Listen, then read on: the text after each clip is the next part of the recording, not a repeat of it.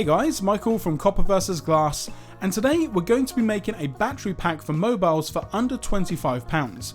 Now to do this you are going to need some Velcro, whether that's going to be strips of Velcro or pads, it's completely up to you, and you're also going to need a really awesome case. For me it has to be the Spigen Ultra Fit. It's a really slim case but with a really tight fit, which is what you're going to need because you are sticking a battery on the back of this particular case.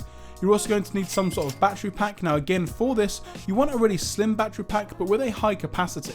For me, it's 4000 mAh, and it's around the same sort of size as the S7 that I'm going to be using, which is perfect, and it's going to charge it around 2 full times once you've got 100% charge on the battery pack. In terms of the cable that I've got a micro USB cable, although you can use the USB Type-C for a Pixel for instance, or if you've got an iPhone you can get a very small lightning cable. And in terms of the phone that I'm going to be using, you've probably guessed it by now, but it's going to be my Samsung Galaxy S7. Now the battery on this phone isn't necessarily the worst kind of battery, but if you are out for a full day taking loads of pictures and videos, or just out playing Pokemon Go, then you're going to need a lot of battery. Okay, so in terms of the actual Velcro itself, I would actually recommend getting strips as opposed to pads like I have here, because at the end of the day you can cut down a strip to make a pad size, whereas you can't necessarily stick these together to get larger bits of Velcro. Now in terms of the case and the battery pack that I've got, it was by total coincidence, but they do fit perfectly. Now that's a really good thing because you want it to fit in a way that kind of makes it seamless, and this battery pack is perfect, and as with everything in this video, it's going to be linked in the description down below. Now as you all know, with Velcro you're going to get a very coarse section and also a very soft section.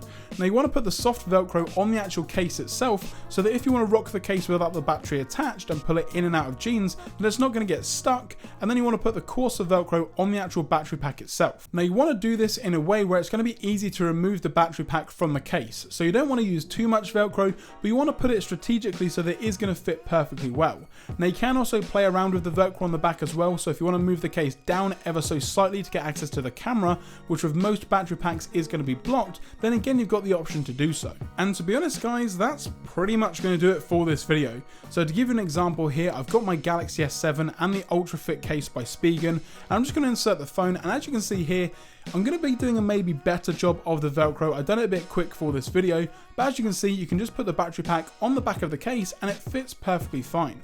Now as I mentioned, in terms of the size, it's not really too bulky, which is really awesome, and the curve of the battery pack makes it really comfortable to hold in the hand. Now in terms of the cable, again, you want to use a short cable like the one that I've got here, and as you can see there, it's not really too long at all, and it charges it perfectly fine, and you can take this out and about, and yes, it does look a little bit thick from a side profile, but it's not really bad at all. And again, for me to get access to the camera, because it would be blocked with the battery pack, I can simply just move the battery pack down ever so slightly, and then I've got full access to the camera and can even use the actual battery pack itself as an extra camera grip. So again, it's really easy to use and really versatile, and again, you can put a bunch of different things on here if you wanted to. It doesn't just have to be battery packs. You could, for instance, get a very small card wallet and stick it to the back of the case itself. So again, you've kind of got a modular design for the case, so you don't just have to limit yourself to battery, you can do whatever your imagination leads you to.